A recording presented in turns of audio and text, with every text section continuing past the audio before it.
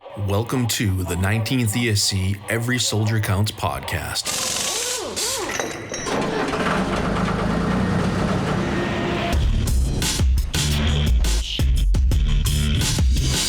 Wherever you find American troops today, you find the men of the Transportation Corps. Enough and on time. That's the story we tell you today. The story of the Army Quartermaster Corps. These youthful servicemen are members of the Army's Military Police Corps. One of the most important forces behind the lines, the Army Ordnance Corps.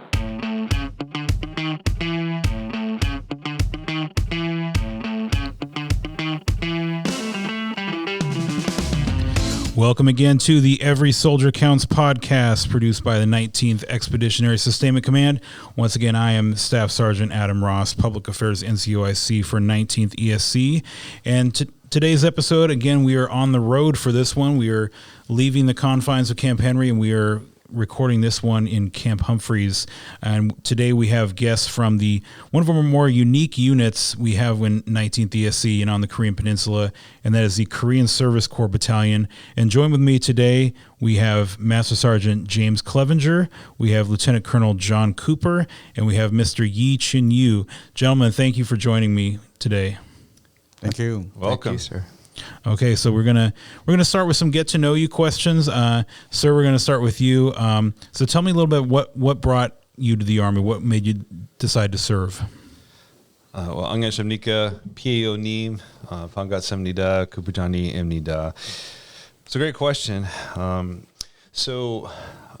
First I'll start with what brought me into the military. Kind of like Lieutenant Dan, if you've ever seen the movie Forrest Gump, although people say I'm a lot more like Forrest Gump than Lieutenant Dan. My wife's even named Jenna. But the relevancy is that I come from a long line of Army folks, all the way back to before there was a United States Army, when it was a militia, so literally several hundred years, and I'm very, very proud of that. So you might say I was foreordained or destined to, and I'm very grateful for that. And sir, where did you get your commission from? I received my commission through the University of Delaware, the Fightin' Blue Hens. And also the alma mater of Commander-in-Chief? That is 100% correct. We are proud to claim him. And former Super Bowl MVP Joe Flacco. Oh my gosh, mad cool points. Okay. Wow. I told you I was a college sports nerd. Okay.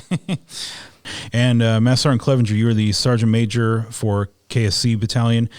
Same question to you. What brought you into the Army? So this is kind of an interesting story. The first Gulf War of 1991 is what brought me into the Army. And there's a little bit of history I'd like to add with that. So some of you may not recall because you're young, but August 1990, Saddam Hussein invaded Kuwait. We set up a coalition through the UN. In January 1991, we started war with Iraq. And all you heard on the news back then was, this will be a long, drawn-out war. We're going to have to reinstate the draft, blah, blah, blah. Well, fast forward about 6 weeks, the end of the air campaign. And I was like, man, now we're starting the ground war. I need to do my part for my country.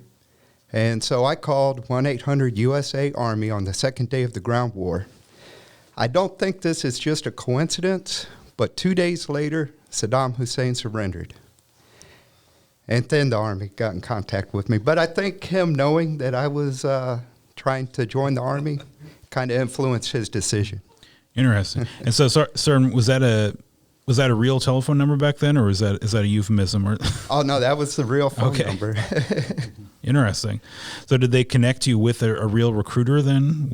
Yes, it took 2 days to link me up to a recruiter. And, well, like I said, by that time, the war had ended.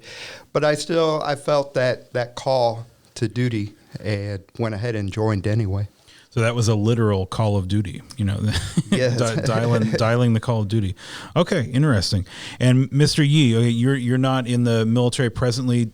Were you in the ROK Army? Were you a Katusa? Did you have any military service? So yes, of course, as a Korean national male, We do have 2 years of obligation, military obligation. So yes, I served in the roll call. But the reason why I joined the KSC was that, so I happened to I born and raised in Korea, but I went to college in especially Hawaii. So when I came back to Korea, I was looking for a company to work for, which has like American, United States cultural background.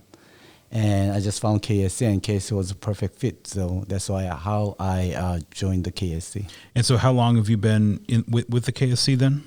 15 years. Okay, cool. And what about your current position? How long have you been? A little bit over 5 years. So I think this is the 6th year as a DCO.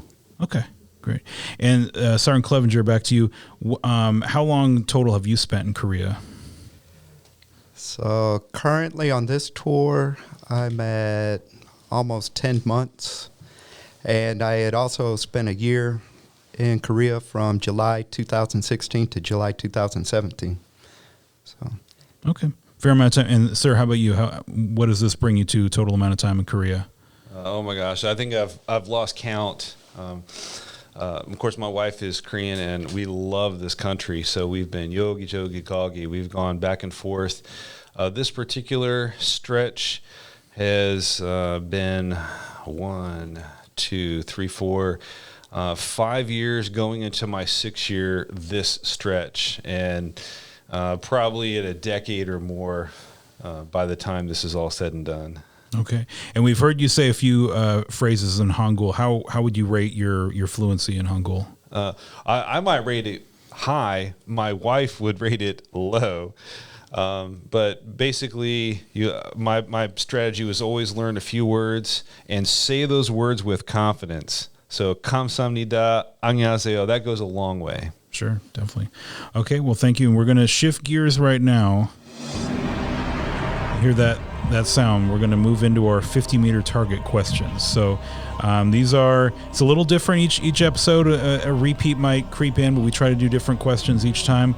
So the questions are going to come a little faster. We're going to expect a little quicker answers. So we'll stay with you, sir. In Korea, karaoke is popular. In the current HP Con, there's not a lot of karaoke going on, socially. But do you have a go-to karaoke song or a song you wish you would be very, very good at singing karaoke style? Great question. My go-to song would probably be something by someone who has a very flat voice that does not sing well. So I don't know, something by Johnny Cash. I don't know. One I would like to sing well, People Are More Beautiful Than Flowers from An Chi-hwan. Okay, I don't know that one. I'll have to look that up. Mr. Yi, how about you? Same question. I'm too sexy. Okay. Okay, no comment on that one, but yeah. Thank you. Interesting. Can I change my answer? All right, Sergeant Clevinger. The Trooper by Iron Maiden. Oh, I know that one. Yeah, that's a good choice. Okay. All right, we're staying with you, Sergeant Clevinger. The HP Con is kind of it's a little easier to take vacations now. We have, block leave coming up this summer maybe. Do you have a dream vacation for your next vacation? You have something in mind where you want to travel to next? Ooh, that's a tough one. Wow, there's so many places I want to see. But I guess I would immediately want to go to Hawaii. Okay. Mr. Yi, same question to you. Well, actually, Sergeant Clevinger stole my answer. Back Hawaii, because I spent 10 years in Hawaii. I left in 1990. I haven't gone back since. So oh, wow. It's been that long. I really wants to go back to Hawaii. Okay, hope you can make it. And, sir? Yeah, I'd like to go to Hawaii. And since Mr. E and Master and Clevinger are going, I'd like to stay with them. Oh. Yeah. And can I change my answer? Okay, sir.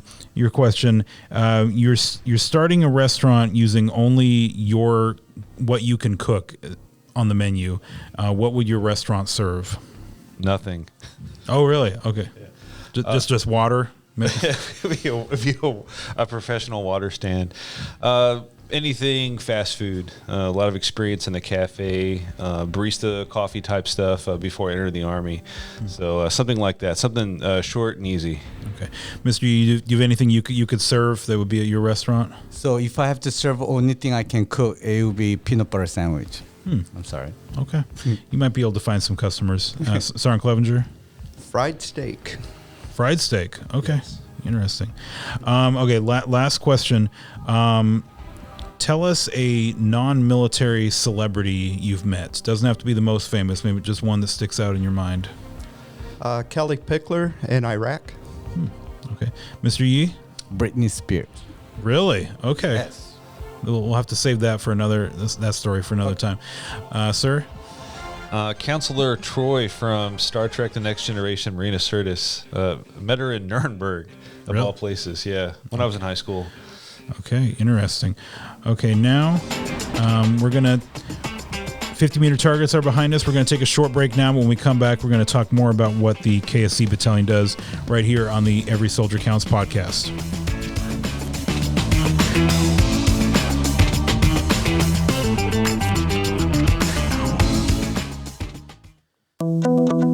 Hi, this is Major Victoria Camary, 19th ESC's Deputy Staff Judge Advocate. It's that time again, tax season. The Area 4 Tax Center is currently open to complete state and federal tax returns for service members, dependents, retirees, and surviving family members.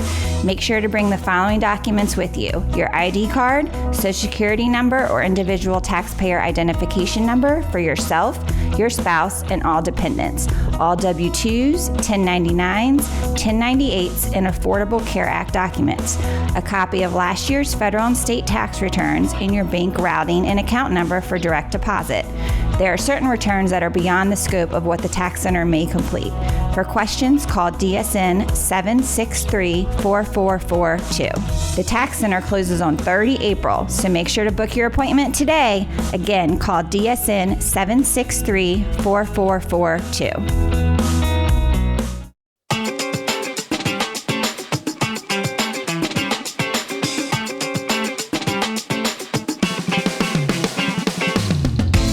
Back on the Every Soldier Counts podcast, Staff Sergeant Adam Ross, Public Affairs NCOIC for 19th ESC. And on this episode, we are talking with the command team from KSC Battalion, Korean Service Corps Battalion. And so, gentlemen, we want to, when you look at what KSC Battalion does, it's a long answer, really. So, sir, do you want to take a crack at answering that? Sure. I'll answer this the same way I like to answer any question about the military, which is to give the book answer and then explain the so what or what that means in reality. Mission of the Korean Service Corps is to execute daily mission command of 2185 mission essential Korean nationals and 18 companies, augmenting on-pen U.S. forces with embedded multifunctional sustainment support. All right, so that's a book answer. So what does that really mean? That means that we provide sustainment support from the inside out by attaching on a day-to-day basis most of our personnel. In wartime, we do the same thing, but we expand by a factor of 10. So 2,000 to over 20,000 and 18 companies to over 180 companies. Okay. Yeah, so it's a big unit, and it gets even bigger in wartime. Roger that. And Mr. Yi, you said you spent a total of 15 years now in the KSC Battalion. What can you tell us about the history of the Korean Service Corps that's noteworthy? So KSC Battalion was established during the Korean War, and to provide logistical support to U.S. units during the Korean War. But back then, it was all just manpower. It was filled with the manpower, mobilized manpower from the street, and we formed a Korean Service Corps, and they carried these ammos, supply items by A-frame, we called it, in the backpack, and then we brought that supplies to the front line with that backpacks. And so it was augmenting the U.S. Army, giving them logistics that maybe the soldiers couldn't do with the number of soldiers we had. Mm-hmm. And so over the years it's evolved, obviously. So I've heard that there's one of our previous shows, I think Colonel No said there's the KSC has more MOSs basically than the Army does. I mean, what are some kind of the noteworthy jobs that the KSC does? First of all, we're very proud to say that there are 159 ways to be a soldier of the United States Army, and there's 260 ways to be a KSC. And basically any MOS you can think of in the sustainment realm. Some things that come to mind, we have HET drivers, we have water survival instructors like retired ROC Navy SEALs, and then we have interpreters supporting many general officers, and then you have people who work in the office. Pretty much anything you can think of, they do. Interesting. And so we've seen the your motto everywhere, your values. So Sergeant Clevinger, one of the things on that list is service first. So how would you explain service first to someone? Oh wow, that's a tough one. So service first is basically providing every kind of logistical support that you can imagine to pretty much every unit on PEN. I mean, we are literally from the DMZ to the sea, serving the JSA all the way down to the Busan port. So, Service First is providing all that logistical support to everybody on this peninsula. And expanding on that, saying, you're all around the peninsula. So what is the leadership challenge in that, sir, when you have units and soldiers just spread so far away from the flagpole? Well, that's a great question. I think it starts with the challenge of mission command, where the all personnel are expected to exercise disciplined initiative in accordance with the commander's intent. So mission command is a challenge, but with trust, it all becomes possible. And Mr. Yi, there's so many. He mentions all the employees that are in KSC, and so there's many of them that have been in with the KSC for decades now. What do you think is part of it that keeps people serving in the KSC? What keeps them coming back? I believe diversity.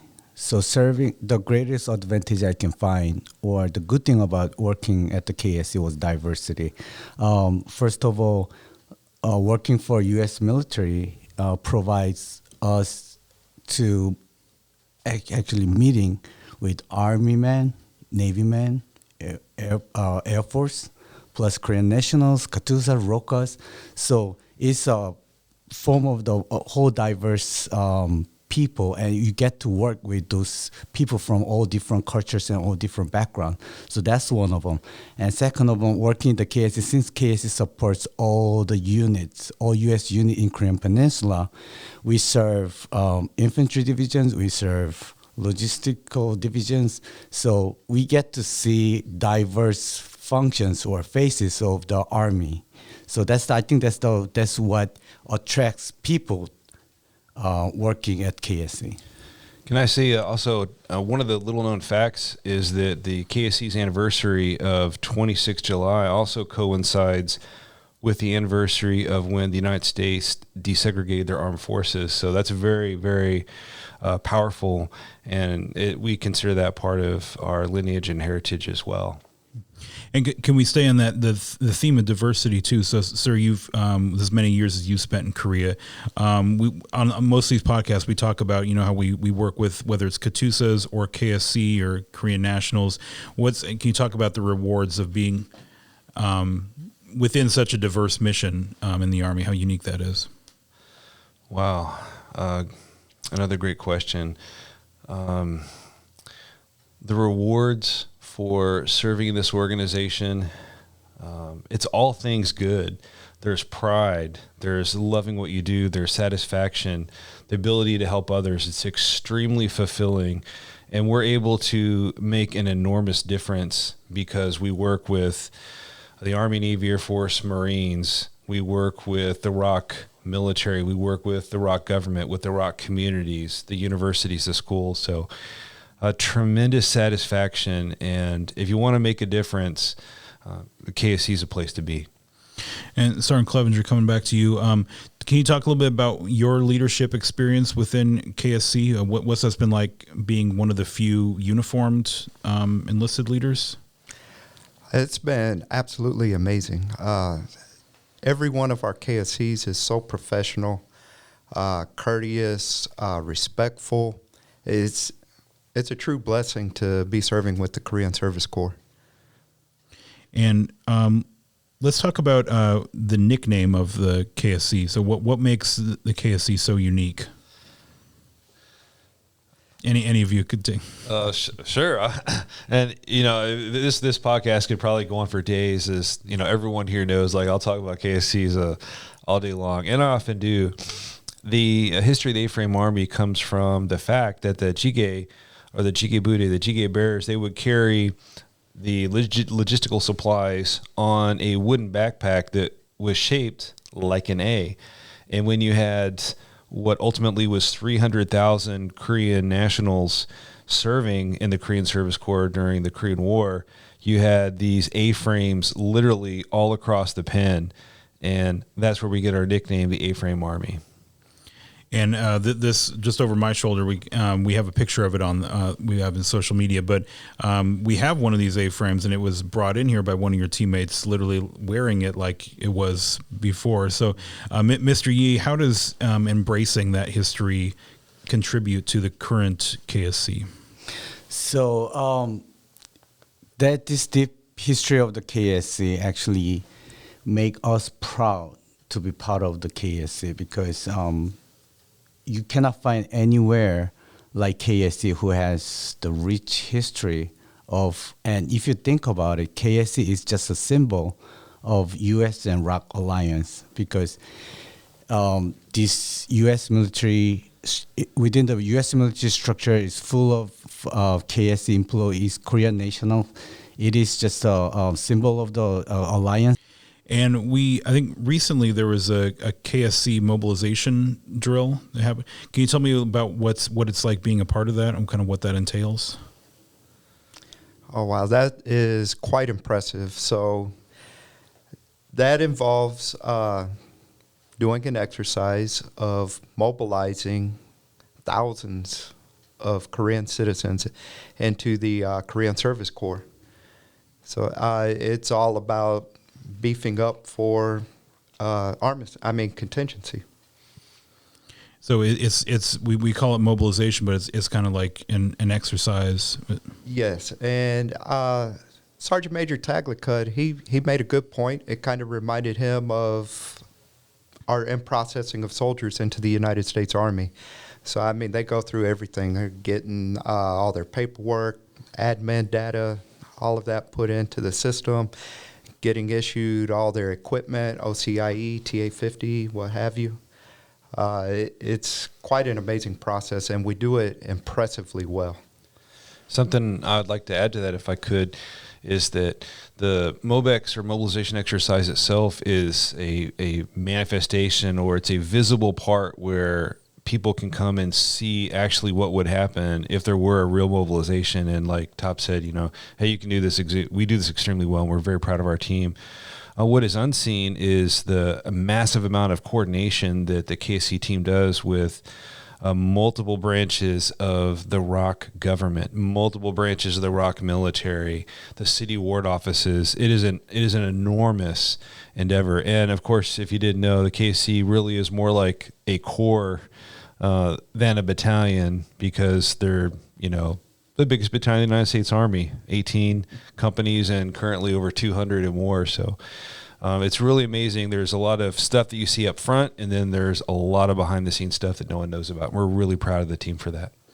And so when you mentioned the reserve KSC, that the mobilization is kind of their chance to kind of go over what their role would be. So when it comes to the reservists, we pull mobilees from the different branches of government. So the Ministry of Interior and Safety, they'll provide skilled employees, and then through the ROK military, we'll pull mobilees that have whether officer skills, NCO skills, former Katusa skills. So we pull mobilees from many different areas.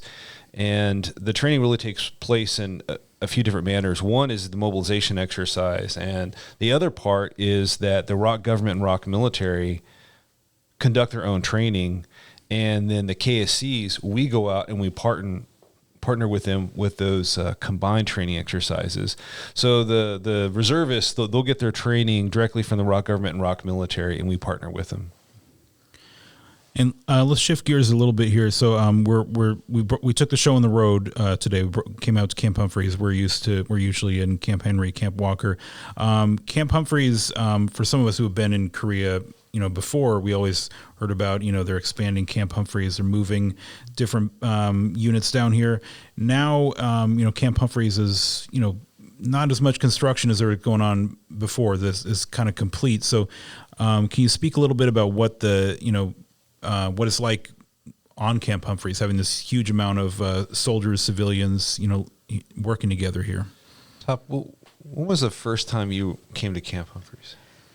July 2016. 2016? Yeah, they were pretty much breaking ground on all the construction out here. Wow. And, it's just amazing what they've accomplished. To me, this reminds me of being at a place like Fort Hood. It is just huge. And there are so many services that are available here on Camp Humphreys. You can tell the effort that went into planning and building Camp Humphreys to what it is today. The effort has been made to make everyone feel at home here on Camp Humphreys. And I certainly do. I love it here. Yeah, me too. I'm curious what Mr. E thinks, because I think he probably had been to Camp Humphreys before Master Sergeant Clevinger and myself. Yes. So as a Korean national, Camp Humphrey is a symbol of alliance, because we heard that this is one of the largest of foreign U.S. Army installation, U.S. military installation. So we are really proud of it. And like I mentioned, to us, it is a symbol, big, clear symbol of U.S. ROK alliance. Yeah, I think that's a good way to put it, because my previous assignment in Korea, I was in Yongsan with 8th Army, and we were preparing everyone to move down to Camp Humphreys, explaining them, the importance of like the kind of the why behind it. I mean, it really does symbolize the alliance, because the Republic of Korea, they helped build so much of Camp Humphreys here. So it's their, showing their dedication to the alliance as well. So going forward with KSC, what are some of the challenges you face kind of on a day-to-day basis that requires, leadership and advanced planning?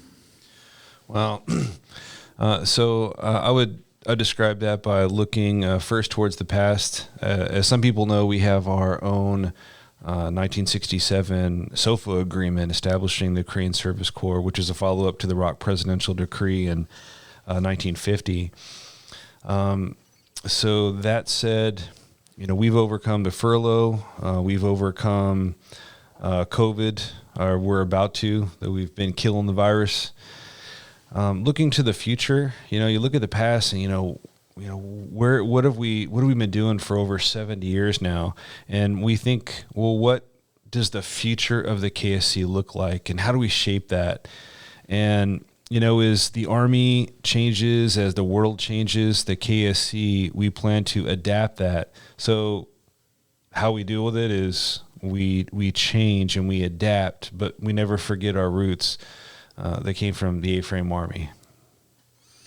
Anything you'd like to add to that, Mr. E? I think one of the biggest challenges the KSC will face is that, so I was talking to our senior KSCs who since 2000, all the transformation happening, and there has been a lot of changes, and we can see there will be more changes in terms of missions, in terms of our working environment.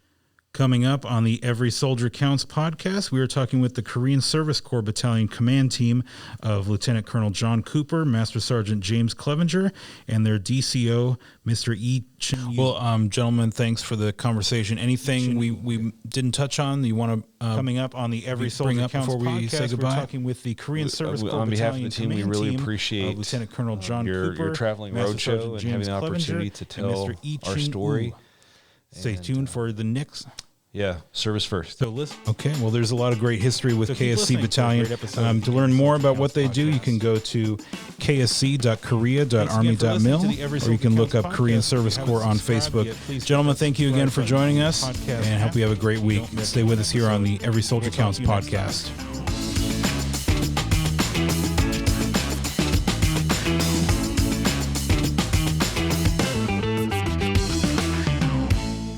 Hi, this is Miss Kim Eun-chu with the Korean Service Corps Battalion.